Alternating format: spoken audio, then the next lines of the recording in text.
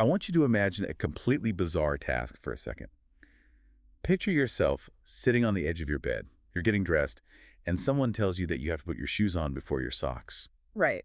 Which just sounds ridiculous. Exactly. I mean, based on the standard laws of physics and just the sequential logic of getting dressed, it is an absolute non-starter. Yeah, your brain just automatically rejects it. But what if assuming it is impossible is actually the root of the problem? Welcome to today's deep dive.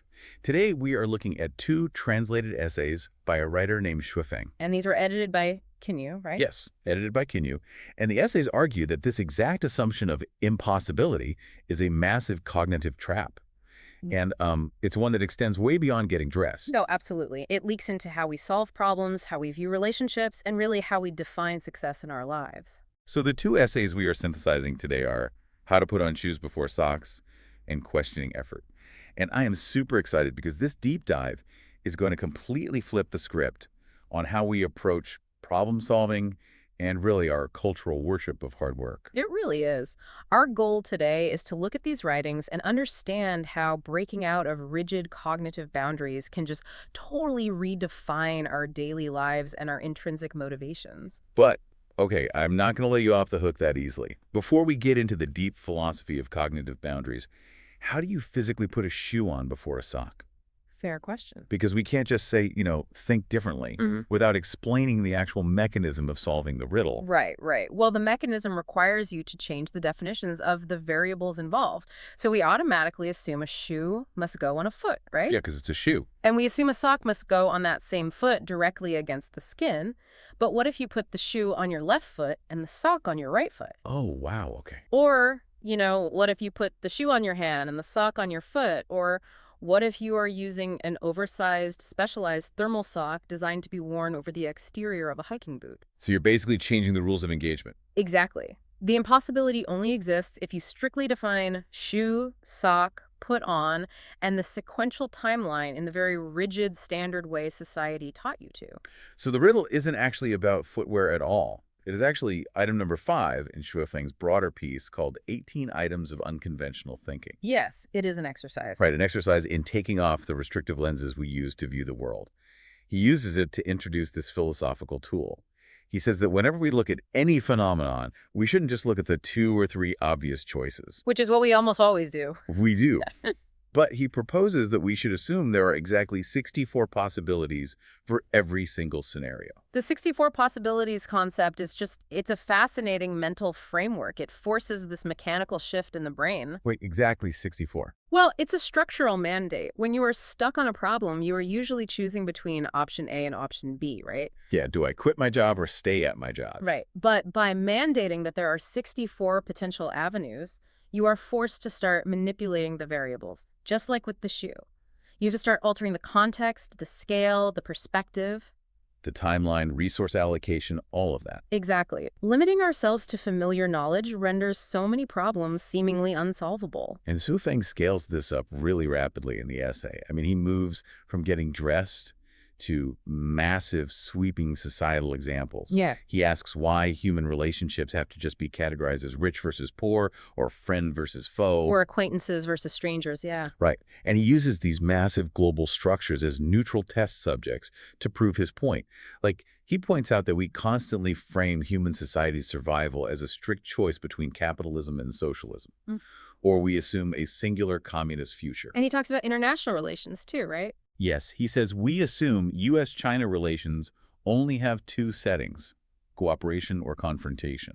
No, I think it is really important to pause and note here for you listening that Shuifeng is not taking a political stance on capitalism, socialism, or international geopolitics here. Oh, definitely not. And neither are we, just to be totally clear. Right, neither are we.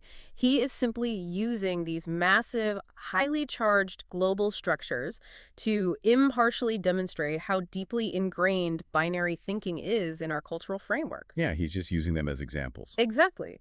He is arguing that framing international relations or economic systems as a strict binary completely ignores the 62 other nuanced hybrid frameworks that could theoretically exist. Okay, let's unpack this a bit to make it super relatable. It is like, okay, It's like playing a video game where you think you only have two dialogue options, but you just haven't unlocked the hidden menu with the other 62 choices. That is a perfect analogy.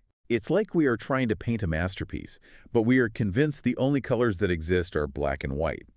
Shuofeng is essentially saying the entire color wheel is sitting right next to us. But we have to take off our tinted glasses to actually see it. If we assume a situation is purely a choice between confrontation and cooperation, we miss this vast spectrum of conditional engagement, parallel There are development. completely new paradigms of interaction that haven't even been named yet. Exactly. But this raises a really fundamental question. If there really are 64 possibilities out there for any given problem, why does the human brain constantly default to just two? That you put the tinted glasses on us in the first place. Exactly. And that transitions us perfectly into the author's deeper philosophy, which is that the trap is built into our primary operating system, our language. Yes, this part is fascinating. According to Shuofeng, the answers and the traps are hidden in what he calls the divine heritage of Chinese characters. He believes the structural composition of each character holds ancient wisdom that subtly dictates how we perceive reality. The linguistic archaeology he performs in these essays is wild. It reveals how language acts as an invisible fence around our thoughts. Let's get into the specific details because this blew my mind. He points specifically to the Chinese character for marriage, which is pronounced hun. Structurally, it is composed of two distinct characters fused together. Right, the character for woman and the character for clouded judgment, or dusk. Yes, woman and clouded judgment. The literal translation built into the word implies a woman entering a state of clouded judgment. Which is just a staggering thing to realize is baked into the everyday word for marriage. When I first read that, I really tried to deduce the causality behind it. Like, why did the ancients code those concepts together? Is it a historical reflection of patriarchal power structures? Indicating that marriage meant a woman losing her legal clarity and autonomy? That's a very valid interpretation. Or is it a broader philosophical statement that romantic attachment and the institution of marriage inherently require a suspension of objective logic? Well, both interpretations point toward a purposeful warning encoded by the creators of the language.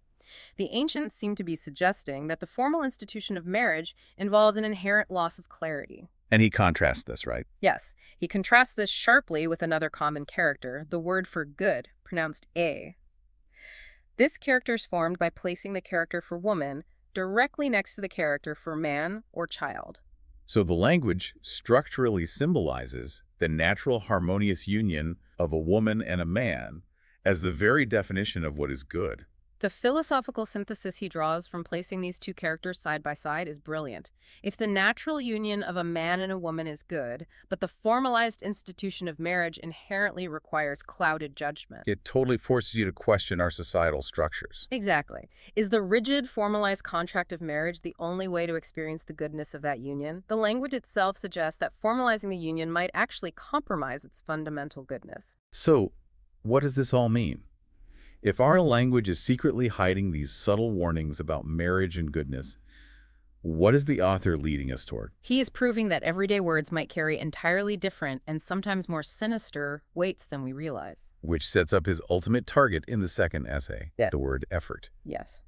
Questioning effort is where Shuofeng makes his most radically contrarian claim. And it's a big one. He argues that whenever parents, managers, or teachers encourage you by saying, make an effort, they're actually dispensing terrible, destructive advice. Which feels almost offensive to modern sensibilities. Yeah.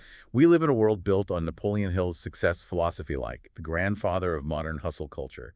We are taught that effort is the ultimate virtue. It's the great equalizer, supposedly. Right.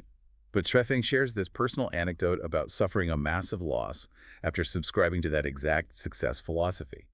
He realized that success studies are essentially a scam. He takes it a step further than just calling it a scam. He concludes that effort is the literal root of enslavement. And to back up this heavy claim, he returns to his linguistic archaeology. Right, he breaks down the Chinese character for effort, pronounced enki. This was the biggest mic drop moment in the text for me. The character consists of two parts stacked vertically. The top half is the character for slave, and the bottom half is the character for strength. A slave's strength. Effort literally translates to a slave strength.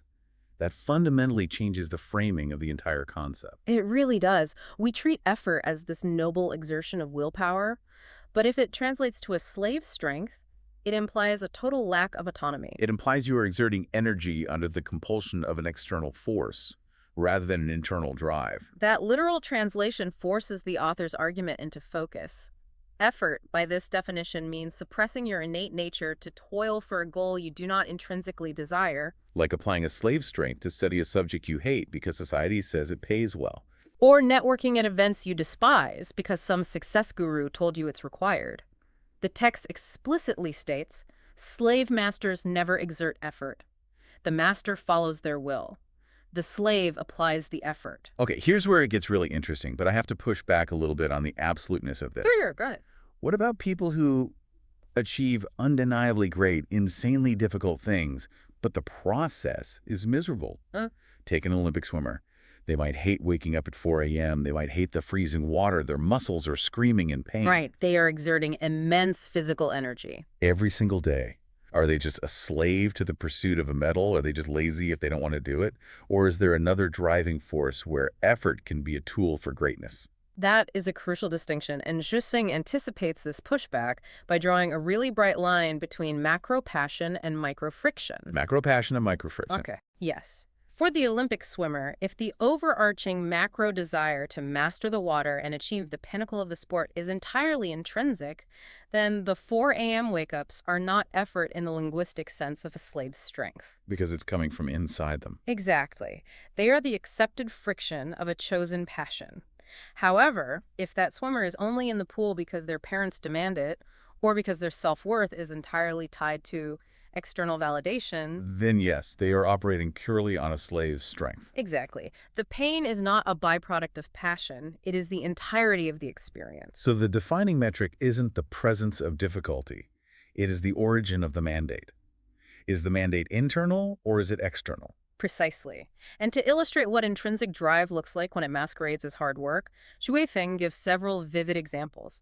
He points to a young gamer at an internet cafe who becomes totally captivated by a game. Oh yeah, a kid might play for over 10 hours straight, completely ignoring hunger, thirst, and sleep. And from the outside, a parent might look at that and say, wow, imagine if they applied that much effort to their homework. But the gamer isn't making an effort to stay awake. Right. They aren't applying a slave's strength. They are in a state of flow, completely captivated by the challenge. Another example he provides is a high-altitude mountaineer. Someone climbing Mount Everest endures freezing temperatures, extreme physical hardship, life-threatening risks. And they pay massive sums of money for the privilege of doing it. Right. And they do it with wild enthusiasm. Are they exerting effort? Shufeng would argue no. They are following a profound internal calling. He even brings it back to himself, which I loved. He manages a vacation resort, handles all the operations, and writes almost every single day. People constantly compliment him on how much effort he puts into his life. And he rejects the compliment entirely. Totally rejects it. Because he does it willingly. He finds it enjoyable and intellectually stimulating. There is no suppression of his innate nature. Therefore, there is no slave strength being applied. Passion is self-sustaining, whereas effort constantly requires a whip. Wow. And whether that whip is a boss, societal expectations, or a self-help book, it's still an external whip. Which leads to the most liberating synthesis of his essays. The total futility of fighting your own nature. We so frequently use effort as a band-aid for biological or conceptual misalignment. Su Feng uses some incredibly effective animal metaphors here to drive this home. He notes that a rooster can apply all the slave strength it wants, flapping its wings from dawn until dusk. But I'll never outsoar an eagle, because the rooster lacks the aerodynamic structure and the biological imperative to soar. Effort without innate talent is useless. It cannot rewrite the rooster's fundamental biology. Furthermore, a sheep could engage in rigorous combat training every single day, building its strength and agility. A sheep doing push-ups. Basically, yeah, but it still cannot fight off a wolf.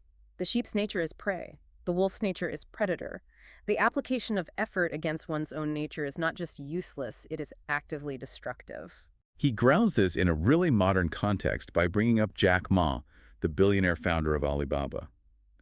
He poses a simple hypothetical. If Jack Ma had devoted himself completely to basketball from a young age, applying maximum unrelenting effort, could he have become an NBA star? And the answer is an obvious no. Right. Jack Ma's physical attributes and intrinsic talents just do not align with professional basketball. No amount of a slave's strength could bridge the gap between his innate nature and that specific external goal. You cannot effort your way out of your own nature. It forces us to ask why we glorify the struggle so much. We prescribe effort when someone is failing at something they aren't suited for. Like if an employee is struggling in a data entry role because they are highly creative and easily bored by repetition, we tell them to just make an effort. We demand they apply a slave's strength to suppress their creative nature, rather than moving them into a role where their nature acts as a tailwind rather than a headwind. So, bringing this directly back to you listening right now, think about the friction points in your own life. Whether it is a stalled project at work, a difficult relationship, or a personal habit you are trying to force. Are you acting like the sheep trying to fight the wolf? Exactly. Yeah. Are you applying that slave strength to something that fundamentally misaligns with your intrinsic talents and desires? Are you staring at a binary choice, ignoring the other 62 possibilities? Are you trying to force a shoe on before a sock, using conventional logic to batter down a wall that doesn't need to be broken? The actionable takeaway from these two essays is to stop glorifying the grind for the sake of the grind. When you hit a seemingly impossible obstacle, step back and map out the 64 possibilities. Change the variables. Yes. Stop relying on effort to brute force a solution. True success isn't about white-knuckling your way through misery. It is about identifying your innate nature and aligning your life with it so that your genuine passion does the heavy lifting. When you operate from a place of passion, dedication becomes a natural byproduct, not a chore. So you can finally say goodbye to the slavery of effort. It is a profound paradigm shift. It takes the guilt out of giving up on things that require a slave's strength and redirects that energy toward finding your true alignment. And it leaves me with a final, slightly provocative thought for everyone to chew on as we wrap up. Oh, let's hear it.